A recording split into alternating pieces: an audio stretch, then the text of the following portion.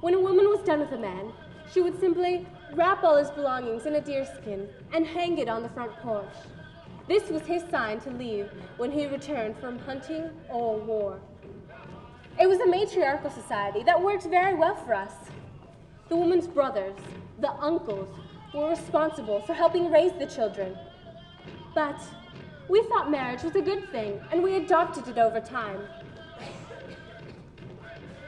Many of us even converted to Jesus and Christianity after living with the missionaries, and this even caused a split in the ceremonial grounds after time.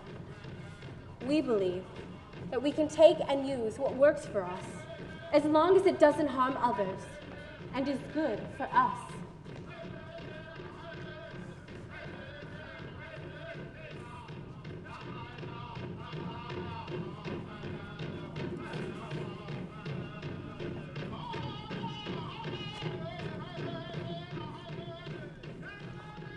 My grandmother told me this story when I was a little girl.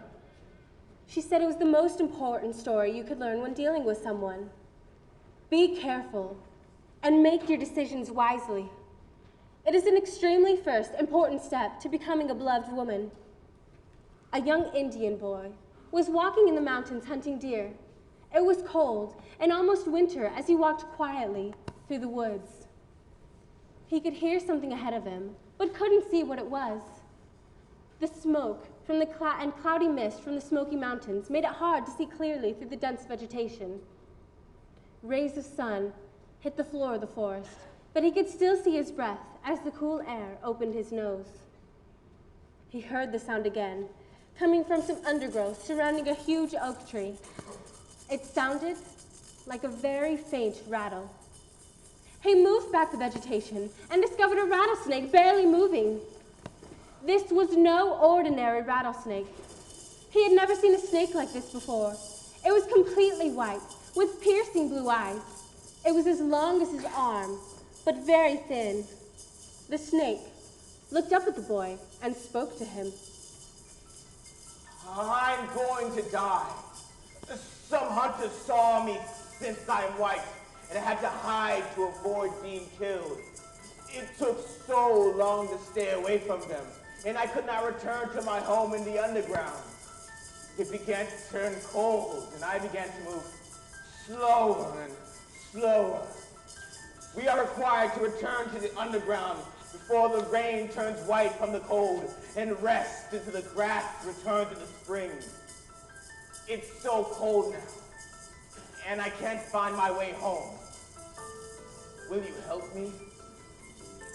The boy helped the snake and brought him back to his longhouse. The dirt dauber wasp showed us how to make a shelter from sticks, grass, and mud, and we used this method to build a home for many years. Occasionally, the houses were large enough for more than one family to live in. During the winter, the family would move to a smaller house that was easier to keep warm until the spring returned. His brothers, who followed the buffalo on the Great Plains, made their shelters from poles and skins. It had a hole on top to allow the smoke from the fires built in the center of the structure to escape. His brothers, who lived to the west of the Big Water, had to move often as they followed the buffalo to a new pasture.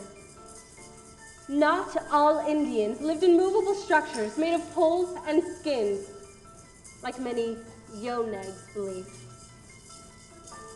The boy's family was moving to the winter house, and the boy placed the snake in the summer house for the winter.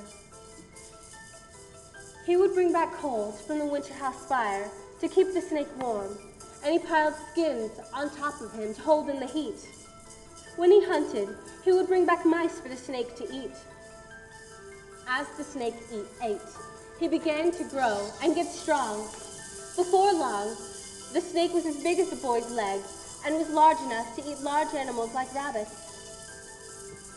They would wrestle and play and tell stories in the evening after the boy returned from hunting and doing his work. The snake told wonderful stories of all the places he had been, things he had conquered, and people he had killed, including a woman. She was smart and the snake had to trick her and her husband using an apple. But they were stupid, and it worked.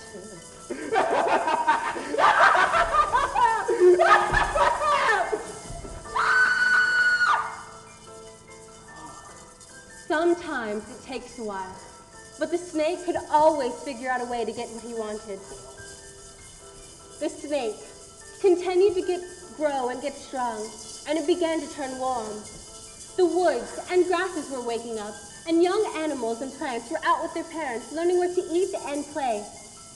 By now, the snake was larger than the boy, and needed large animals like beavers and wolves to eat. The boy was amazed at the snake's eyes when he would eat. The snake would enter a trance-like state and strike his prey with lightning speed before he ate them. The snake savored the meal for hours. After the feeling had passed, he would tell the boy to bring him more. If he didn't eat, he would convulse and curl up in pain. One day, the boy returned with another meal, but something wasn't right.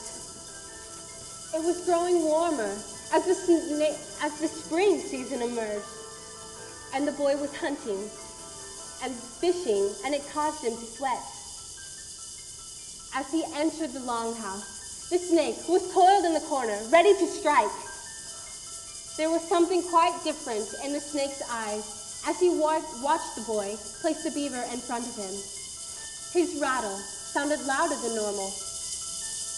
As the boy moved away from the beaver, the snake struck him in the arm.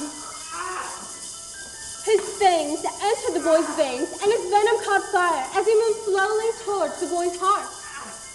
What happened? Why would he bite him? I helped you.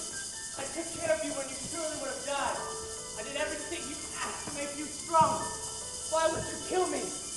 Because you knew I was a rattlesnake when you picked me up. It's my nature. And just like the leopard can't change his spot, we can't change who we are. The snake coiled and prepared to strike again. With all the strength the boy had left, he raised an arrow he had in his arm. As the snake's head, the arrow had passed through the snake's veins and sliced his tongue down the center as the snake bit him in the neck, killing him instantly. Snakes' tongues are still forked to this day. The snake cussed and fought violently with the boy's body until he freed himself from him. The snake ate the boy and began to convulse violently. Arms and legs emerged from his side, and his tail separated into two. His body began to take on human form with white skin. You could see the blue veins running through his arms. He fashioned clothes and a waterproof pouch from the floor and the skins that he had found there. He made a hat with a wide brim to protect his fair skin from the summer sun. He heard movement and someone calling for the boy. The snake ran from the longhouse and knocked off the hat with the wide brim as he passed through the door and entered the woods. You could hear his rattle and laugh fade with each step as he passed further and further into the woods. He was sure he would return to this place someday. There were things here that he could use. He would return, perhaps as a man of war or politician,